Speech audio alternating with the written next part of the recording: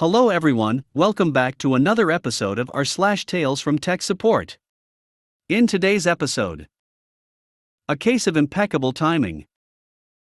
Yet another FNG story. We moved our phones and... Before we get started, make sure to subscribe so you will never miss a video. So let's get started.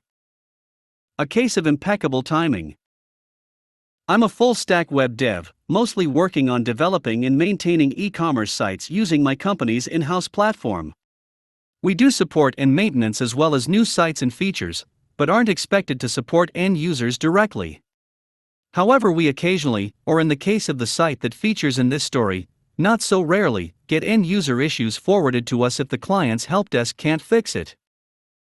This particular site is healthcare adjacent. I'm not in the US, so HIPAA doesn't apply, but data security is still a particularly big deal for this site compared to some of our other clients, and security of customer data is a big deal for everyone these days. In the far-off days before the pandemic, I'd been working for months on a major new feature that allowed customers to use the site in a different way than before. It touched almost every part of the site and presented some fairly unique problems.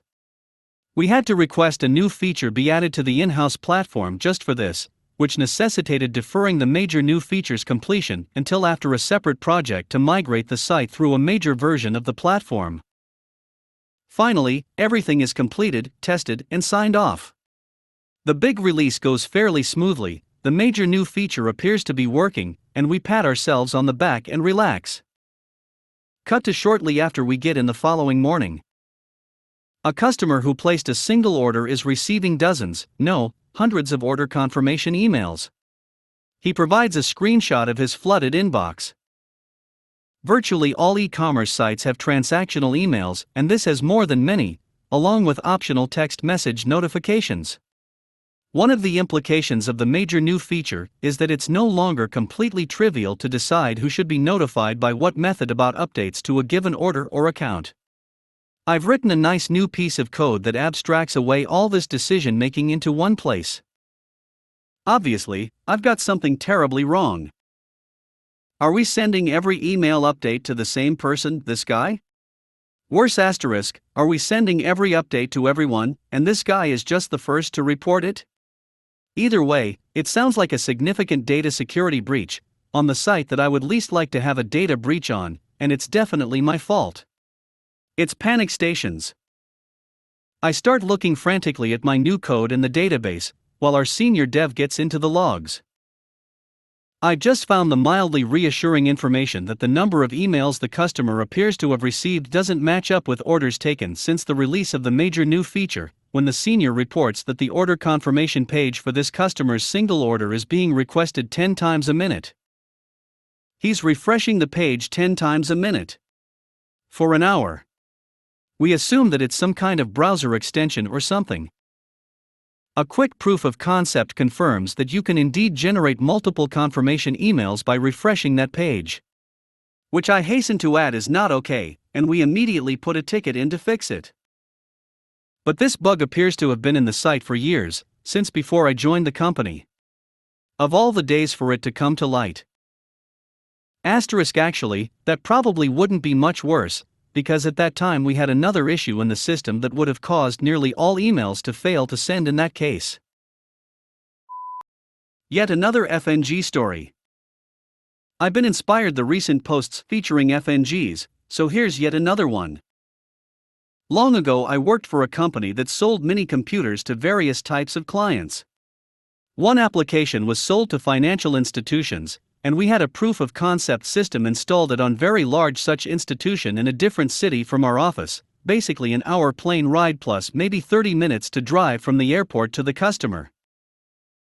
We had been supporting this site remotely, but we finally got some additional business in the area and were able to hire $FNG. I was not involved in hiring $FNG, but I found him super personable and seemed pretty sharp. We sent him to our home office for a standard 2-week training course, and then he was ready to go. One day the test system, the proof of concept system, went down and $FNG headed over. He worked on it most of the day with numerous calls to our lead support guy in our office. By the end of the day, he was no further along, so my boss told me to fly up the next morning. $FNG had a set of spare parts, so I didn't have to bring anything. Next day I fly up, rent a car, and head to the site. $FNG meets me there. We check in with the customer and start troubleshooting. $FNG fills me in with great detail about all the things he did to troubleshoot. It sounds good, but I'm a bit uneasy as it sounds like he really got a bit casual with swapping out parts. The layout on These's mini computers was 3 separate chassis, each one with various PCBs plugged into a backplane. There were also some cables that connected some of the PCBs to each other and to outside devices.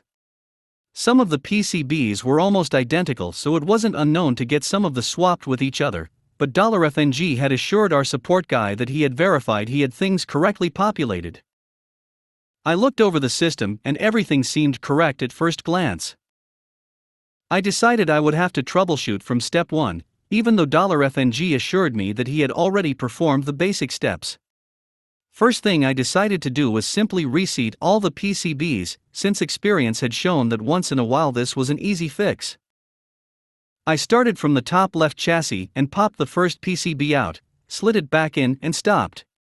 I did a double take and peered at the PCB. It was one of the similar types and belonged in a different slot. Quickly glanced thought all the PCBs, sure enough, several were in the wrong slot. Clearly this was not the way the system had been configured before $FNG showed up. I quietly showed $FNG what was wrong and suggested we work through getting the PCBs back into their correct slots, which we did. At one point our customer contact came by to check in. $FNG went into a total blast of technobabble, but delivered it in a completely believable manner. I was crouched over the system listening in amazement. This guy could sell shoes to snakes. It took a short time to get the system back to the correct configuration, and then we could actually diagnose the problem, which took another hour, I think. $FNG was very appreciative, thanked me repeatedly, all was good. The next day I was back in the office, and my boss and tech support guy reviewed the problem and how things had gone. $FNG was a new guy, so our expectation on his first system problem were not that great.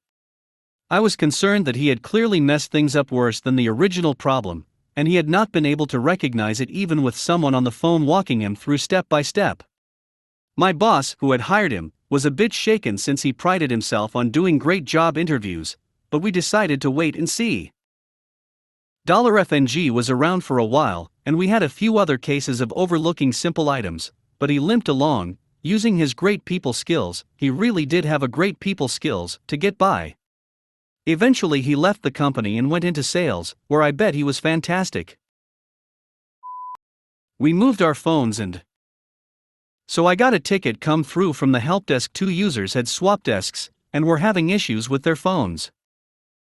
We have an old PBX, the desk phones are dumb handsets, extensions, and any programming comes down the wire from the PBX.